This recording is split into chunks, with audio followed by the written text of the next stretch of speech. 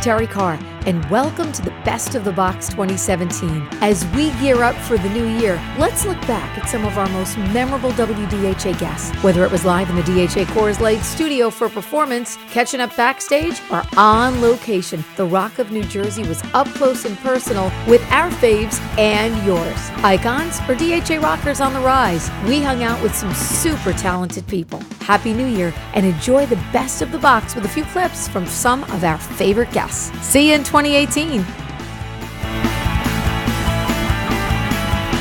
Well, I just tried to write the best songs that I thought we could write for the time. And then everything comes to life in the studio. So the demos are usually just acoustic guitar and a vocal. And then the songs are developed in the studio. So they just kind of went in the whatever organic direction we felt was appropriate for that song. And the end result was a diverse group of songs. Made small attempts sort of at it and came up with a few songs. And then I thought, well, I don't know. And then, Vixen would get back together and that would become my priority again. And things just never really happened that way. And I didn't really push it. I didn't really care. It was like, if I'm in a band or if I do it by myself or whatever. And even though this is called a solo album, it's really a collaboration between Justin and myself. We did everything together. So, it's still not really a solo album. I'm in it. I don't have a choice. And it's from, God, I want them to have this beautiful life and I want to take care of them too. Don't get pregnant. Well, ding dong. Hi, Mr. Brewer. I'm here to pick up the daughter. What is that like for you? Don't get her pregnant. All right, I got that. That's all. And don't, if she comes back, trucks out. No trucks, too big. That back seat's way too big. A lot harder than you think. Yeah, a lot harder because there's lots of songs I like, but I can't play them. You got to understand something. I've been playing Who Do You Love for 100 years. That's what my hands know how to do. I've been playing, Move It On Over and things like that. So when I went to the acoustic, I said, I can't do this. And I got halfway through it, and I said, I'm not going to make this happen. It's just my hands won't do it. They're not in shape to do this kind of thing because it's something I haven't done in so long. I used to be a drummer, and a bass player and that sort of thing. So then I started thinking, I said, well, don't all have every song doesn't have to be the baddest thing in the world. Who are other people you dig? And I went, I dig Bob Dylan. I said, find a Dylan song. Mm. So I did off his first record. And he said, who else? I said, Hank Williams, the greatest genius ever. I said, find one by him. So then things started rolling a little better. We got a Johnny Cash tune. We got a Brownie McGhee song. We got a John Hammond song. So my influence started to emerge the more I stayed with it. And then one day I just picked up the guitar and was fooling around and playing No Expectations the way Brian Jones does it. And the producer jumped right through the glass and he was almost in tears. He said, you got to record that song. I said, yeah. Aerosmith was a big artist for me, and I think, we were talking earlier about the Rocks record, and let's say, Back in the Saddle certainly was one. It was just the attitude of that track was just amazing. So that would be one. I think Zeppelin, just first time I heard Zeppelin, God, what song was it? The Ocean.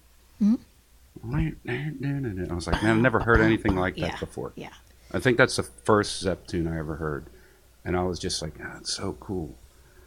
So that would be one. Again, there's millions. Joe Walsh is amazing. Life's Been Good to Me, the guitar riff on that. And beyond the guitar riff, getting into the song, the lyric and the attitude of that of just just really had never heard anything like that before, and just the way that lyric's written. Got to go right to John Bonham. You got to go to The Song Remains the Same. You got to go to Moby Dick. It's John Bonham, the best drummer in rock and roll, one of the best drummers ever that changed the game for everybody. And First of all, it's his groove. Let's not go too deep into the world of Bonham. Let's just stick to Moby Dick. It's a great solo on Song Remains the Same. He gives you more than they gave you on Zeppelin 2's version of Moby Dick.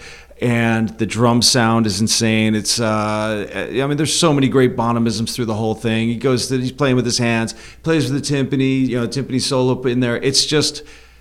And watching the movie while he does it, and they give you all the extra footage, him at his house, on his farm, racing. Yeah, it all fits in great. So it's legendary. It's a solo I still will go back to amongst 100 or 200 Led Zeppelin bootlegs, and I'll still listen to that one and go, thank you for putting that on the record in the 70s and letting us all have that.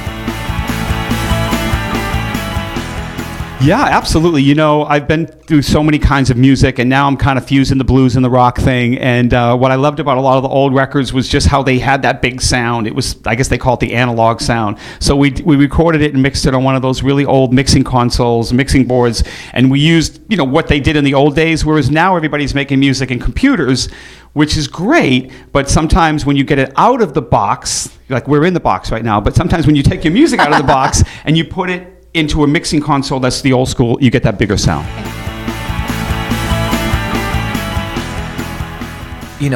I am a heavy metal guy at my heart and soul, and my best friend in high school, his parents grew up with all the rock and all the 60s and 70s, and he played for me. We sold our soul for rock and roll, and it was the song "Fairies Wear Boots."